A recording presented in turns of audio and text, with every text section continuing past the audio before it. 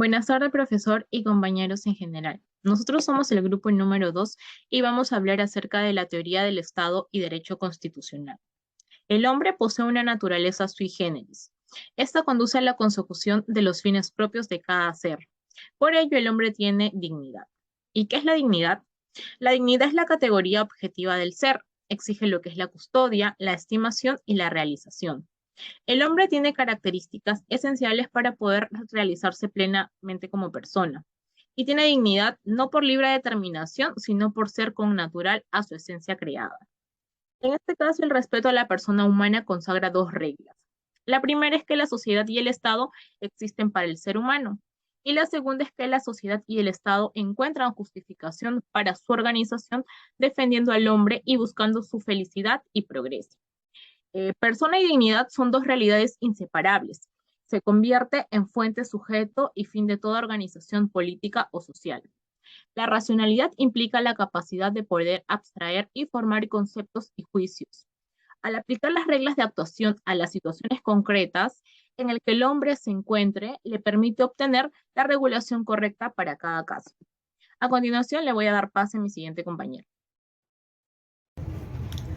La polis griega alude a la organización política que se constituye en sus rasgos más significativos entre los años 584 y 504 a.C., con el auge de Atenas y Magno, y a partir del año 336 a.C. empezó sus famosas guerras. La expresión polis equivale a ciudad-estado e indica el área geográfica, social y cultural en el que se desenvolvía la vida de los griegos en la historia de la idea de nación, por lo que la unión se forzaba entre sus principales características existencia de una cierta idea de limitar el ejercicio de poder político a los cánones del derecho. El Imperio Romano alude a una organización política que se constituyó en sus rasgos del 2084 al 305 después de Cristo, el mismo que para impedir la anarquía militar, la existencia de un gobierno observado como es república, es decir, en ninguna etapa del proceso político Roma asumió el poder en nombre del conjunto de la sociedad política y no por derecho propio, como si fue el caso de los entes despótico, así como de la delegación funcional como fundamento. Este derecho de sangre consistía en que la nacionalidad y los derechos de una persona se regían por ley de su patria familiar de origen. El caso de la Edad Media. En dicho periodo de la historia, el contenido del poder político es la existencia de un grado muy grande de reparto del poder nasterio. Los señoríos no solo conseguían controlar buena parte de las actividades de los monarcas gobernantes de poder, al extremo que los señoríos apareció la conformidad. Bogotá, Ediciones, Librería Profesional 2002, señala que la modalidad de caracterizó por una epidemia de trunca en sus tres características. Existía un poder político disperso y fragmentado, existía de una influencia política determinante por parte de la Iglesia Católica y existencia de una nobleza con capacidad de acción política. La teoría del Estado. Esta se encarga de estudiar mediante un conocimiento especulativo teórico un fenómeno estatal, el derecho constitucional. Esta disciplina se encarga de estudiar las instituciones políticas de un Estado, determinadas desde un ángulo jurídico. La ciencia política. Esta disciplina se encarga de estudiar la naturaleza y ejercicio de la autoridad política, los elementos del Estado. La doctrina denominada como tal es el consumo de partes constitutivas al respecto. La doctrina señala que cuando falta alguno de los elementos constitutivos del Existen diversas doctrinas que han influenciado en el poder político y socioeconómico. Ante ello existe la doctrina del divino sobrenatural, en que se establece que la divinidad deposita el poder sobre los gobernantes.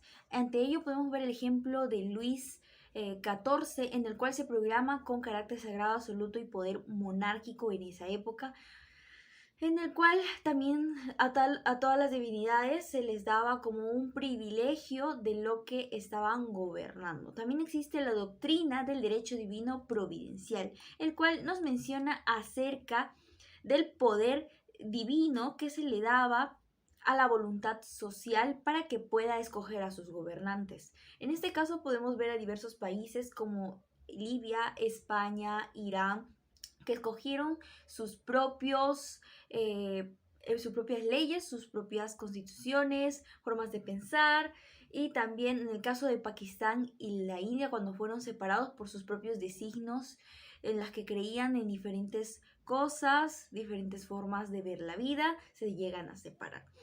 En esta doctrina, el fuerte poder viene a ser acerca de la colectividad humana, y la inicial vocación viene acerca de los siglos XV y siglos XVI. A su vez, existe la doctrina de la voluntad social, así como conocida como el contractualismo. En ella hace hincapié a la sociedad, que busca permitir justificar la obediencia del poder político. En ella se están destacando personajes importantes como Rousseau, Locke y Hobbes. También existen características del poder que se han utilizado alrededor de los años, como la omniclusividad, coercividad y la soberanía. Con soberanía se gobierna el país o estado en el que las personas buscan tener una paz colectiva, y en el cual también los gobernantes buscan imponer sus decisiones sin depender uno de otro, buscando un entorno jurídico y político. A su vez, también dentro de la soberanía se divide la incondicionalidad, juricidad y irrenunciabilidad, en la que se buscan los bienes patrimoniales. Recordar que la soberanía se alude al poder exclusivo que se ejerce dentro de su territorio.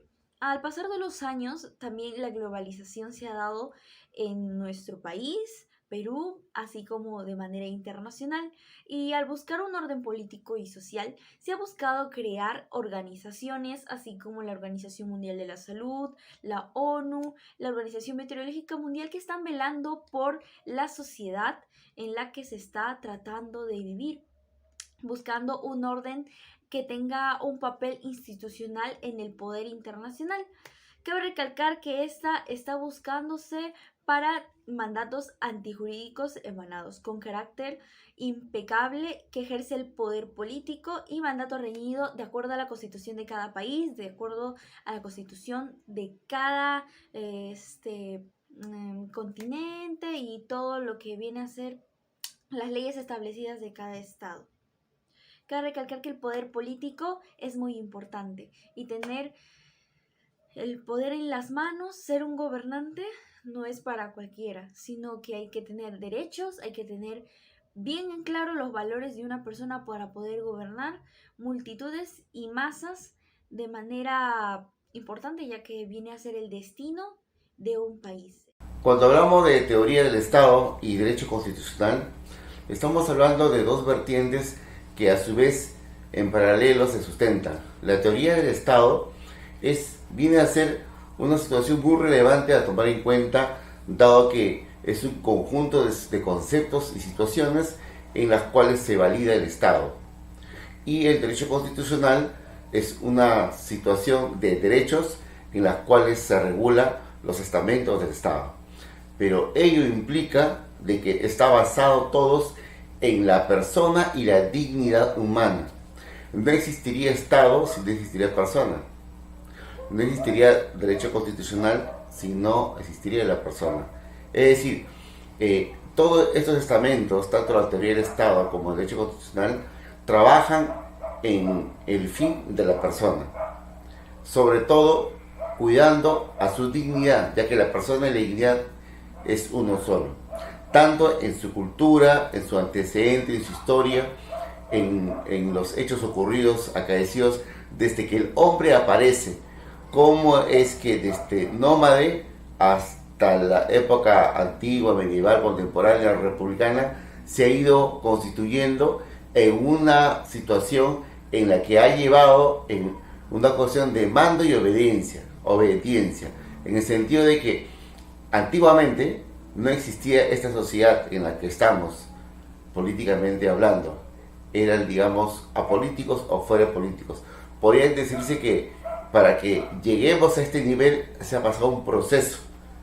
Antes eran, digamos, nómades, sociedades, hordas, otro tipo de civilización. En cambio, ahora, desde que se ha constituido orgánicamente ya el Estado, en esa conveniencia, en esos acuerdos, en esos plebiscitos, de ser una organización en sí para tener, digamos, este ordenamiento, tanto jurídico, que se respete, que se valore, en la cual la ley debe estar sobre la voluntad del hombre, es que recién ahí se valora este Estado moderno, en el que debería ser un per se el ideal. Y lo que es el derecho constitucional sería el respeto a estas leyes, pero auténticas y en cada estamento, que se pueda regular. Es decir, lo que manda el Ministerio Público, que se ajuste a lo que es el Ministerio Público. No puede transgredir más allá. Lo que manda el poder, digamos, el Consejo de la Magistratura, tiene que tener su relevancia, sus alcances hasta donde da.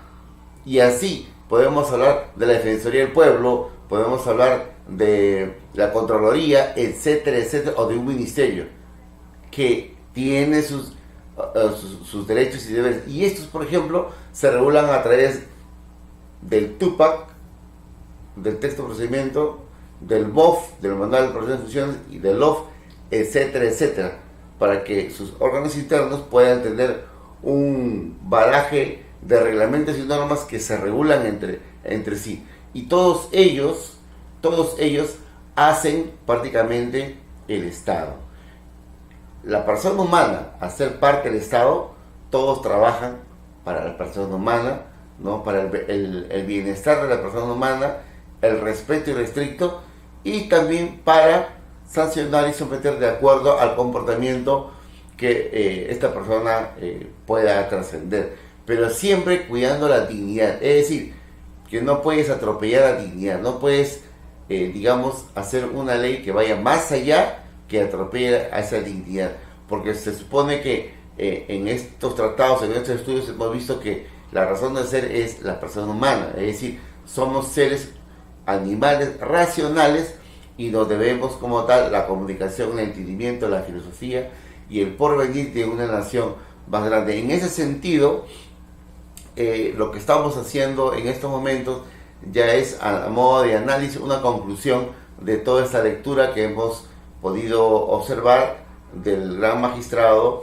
Víctor García Toma, en la cual nos ha expuesto un compendio de más de 120 autores en la que precisan de todo un poco, en las cuales condensa en esta lectura cómo es que se forma el Estado, cómo llegó a formarse el Estado en la actualidad, ¿no? O sea, hoy, cómo era antes, cómo nació, ¿no? Y por otro lado, el poder del Estado descentralizado de acuerdo a sus vertientes y sus estamentos, como es el derecho constitucional, en la cual se valida en sí mismo y valida al Estado.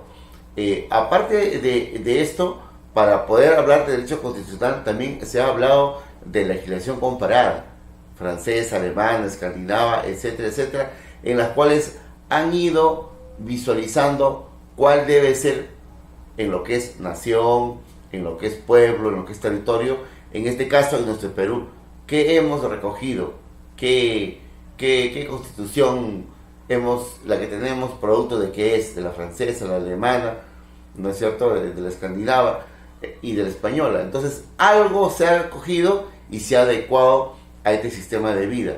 Pero lo que sí es cierto, al margen de dónde es la teoría del derecho y el derecho constitucional, es que sale una vertiente final en la que el autor trata de decir, es que por más que tengas tu razón o no tengas razón, lo que vale es lo que dice la ley.